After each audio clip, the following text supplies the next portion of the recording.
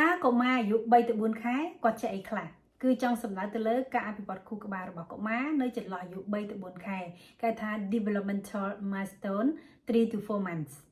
តើដើម្បីឲ្យដឹងកាន់តែច្បាស់ថាកុមារអាយុ3ទៅ4ខែគាត់ចេះអីខ្លះតើស្ដាប់វីដេអូរបស់នាងខ្ញុំទាំងអស់គ្នានៅពេលដែលកុមារអាយុបាន3ខែតាក់ទងជាមួយនឹងជំនាញគេថា gross motor skill គឺជំនាញក្នុងការប្រើប្រាស់នៅចលនាសាច់ដុំធំតាក់ទងជាមួយនឹងចលនាដងខ្លួនហើយនឹងជើងគឺកុមារគាត់មានសមត្ថភាពគឺកុមារគាត់ចេះដេកផ្កាប់លេងហើយយកដៃទាំងពីរទ្រនៅទម្ងន់ខ្លួនរបស់គាត់ដែលគេហៅថា prop on forearm ហើយមួយទៀតគឺកុមារគាត់ចេះផ្អៀងទៅចំហៀងឬក៏បង្វិលខ្លួនទៅចំហៀងដែលគេហៅថា roll to side តាក់ទងជាមួយនឹងគេថាជំនាញ fine motor skill គឺជំនាញឬក៏សមត្ថភាពដែលកុមារប្រើប្រាស់នៅចលនាសាច់ដុំទូចជាពិសេសទៅលើចលនាម្រាមដៃរបស់គាត់គឺគាត់ចេះក្តាប់ឬក៏រៀងលាហ្នឹងគឺប្រហែលជាបាន 50% គឺអត់ទាន់ចេះក្តាប់លាបានទេគឺបានតែ 50% ទេតាក់ទងជាមួយនឹងជំនាញក្នុងការជួយខ្លួនឯងគេថា self help គឺនៅពេលដែលកុមារមានអាយុ3ខែយើងឃើញថាគាត់ចាប់ផ្ដើមចេះទាញដៃរបស់គាត់នឹងញឹកមាត់លេងហើយតាក់ទងជាមួយនឹងជំនាញក្នុងការដោះស្រាយបញ្ហាគេថា problem solving គឺជំនាញក្នុងការដោះស្រាយបញ្ហានៅពេលដែលកុមារអាយុបាន3ខែគឺគាត់ចេះយកដៃរបស់គាត់នឹងទៅប៉ះផ្ទៃមុខរបស់ម្ដាយឬក៏ស្រវាចាប់ផ្ទៃមុខរបស់ម្ដាយឬគាត់តែងតែអង្អែលពេលដែលគាត់បើគាត់តែងតែយកដៃអង្អែលទះមុខម្ដាយលេងឬក៏ជួនកាលគាត់ប៉ះនៅផ្ទៃដងខ្លួនរបស់គាត់លេងហើយមួយទៀតកុមារគាត់ចាប់ផ្ដើមចាប់អារម្មណ៍ឬក៏ចាប់ផ្ដើមតាមមើលរបស់ដែលបងប្អូនចងឲ្យគាត់ឲ្យលេងជារង្វង់របស់ដែលជារង្វង់យើងចងនៅក្បែរគាត់គឺគាត់តែងតែចាប់អារម្មណ៍របស់មួយនេះហើយតែងតែតាមមើលរបស់ដែលជារង្វង់គេហៅថា circle ហើយលើសពីនេះទៅទៀតតាក់ទងជាមួយនឹងជំនាញក្នុងការដោះស្រាយបញ្ហានៅពេលដែលកុមារអាយុ3ខែគឺយើងឃើញថាគាត់តែងតែឈោងចាប់របស់លេងនៅពេលដែលនៅក្បែរដៃរបស់គាត់តាក់ទងជាមួយជំនាញមួយទៀតគេថា social and emotional គឺជំនាញតងជាមួយនឹងសង្គមហើយនឹងអារម្មណ៍របស់កុមារនៅពេលដែលគាត់អាយុបាន3ខែគឺកុមារគាត់ចេះបញ្ចេញទឹកមុខរបស់គាត់នៅពេលដែលគាត់ឮសំឡេងខ្លាំងហើយនឹងគាត់ចេះបញ្ចេញទឹកមុខរបស់គាត់នៅពេលណាដែលគាត់យករបស់នោះទៅ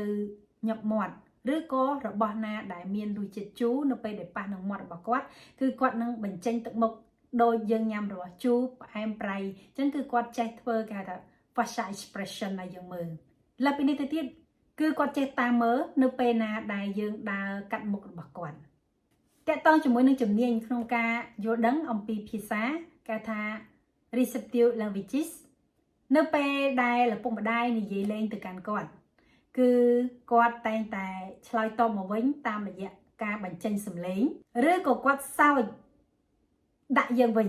បានថាគាត់សើចដាក់ឪពុកម្ដាយវិញនៅពេលដែលយើងលេងជាមួយគាត់តាក់ទងជាមួយនឹងជំនាញគេថា expressive languages គឺជំនាញក្នុងការប្រើប្រាស់ភាសារបស់កុមារអាយុ3ខែវិញ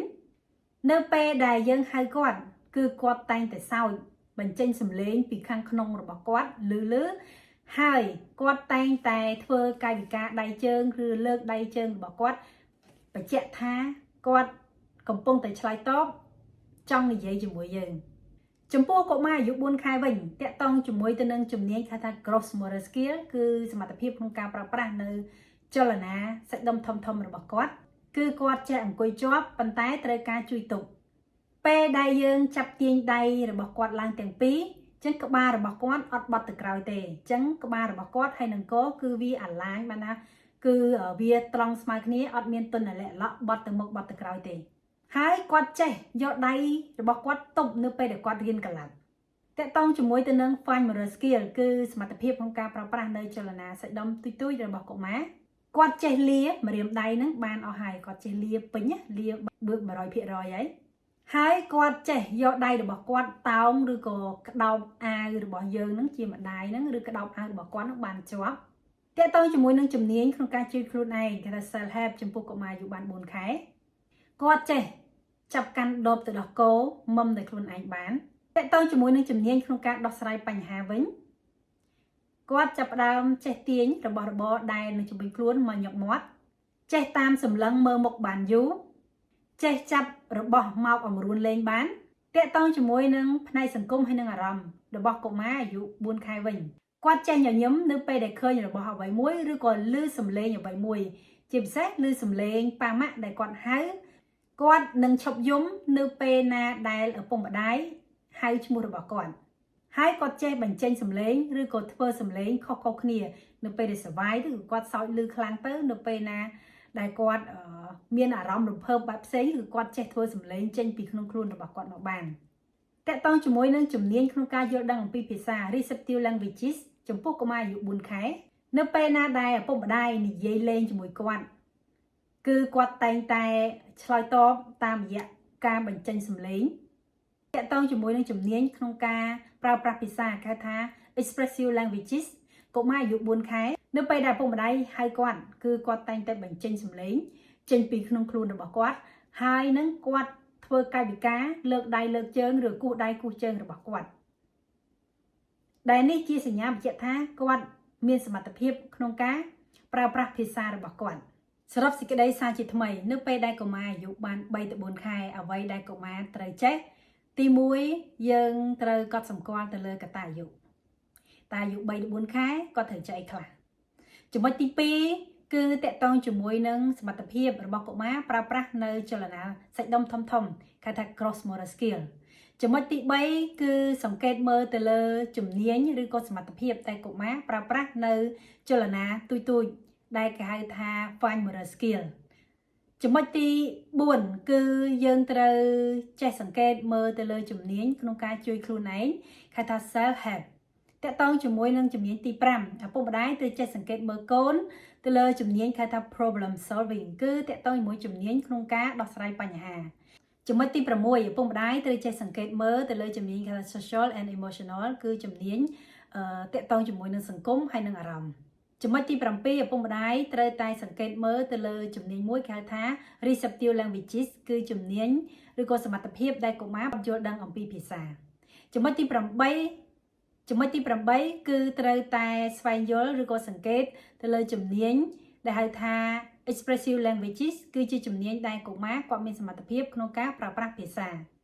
ដូច្នេះបើសិនបើបងប្អូនដែលមានកូនអាយុចាប់ពី3ទៅ4ខែអញ្ចឹងបើសិនជាអត់ដឹងថាត្រូវចេះសង្កេតមើលយ៉ាងម៉េចថាកូនមានការអភិវឌ្ឍខួរក្បាលបានល្អគឺត្រូវតែចេះសង្កេតទៅលើប៉ុន្មានចំណុចដែលនេះខ្ញុំរៀបរាប់ដូចខាងលើហើយបើសិនបើបងប្អូនសង្ស័យថាកូនរបស់បងប្អូនមានការអភិវឌ្ឍមិនប្រក្រតីនៅផ្នែកណាមួយដោយដែលនេះខ្ញុំបានរៀបរាប់សូមប្រញាប់នាំកូនទៅជួបគ្រូពេទ្យជំនាញជាបន្ទាន់ជាចុងក្រោយនាងខ្ញុំសូមអរគុណចំពោះពុកម៉ែបងប្អូនដែលបានស្ដាប់វីដេអូរបស់នាងខ្ញុំតាំងពីដើមរហូតដល់ចប់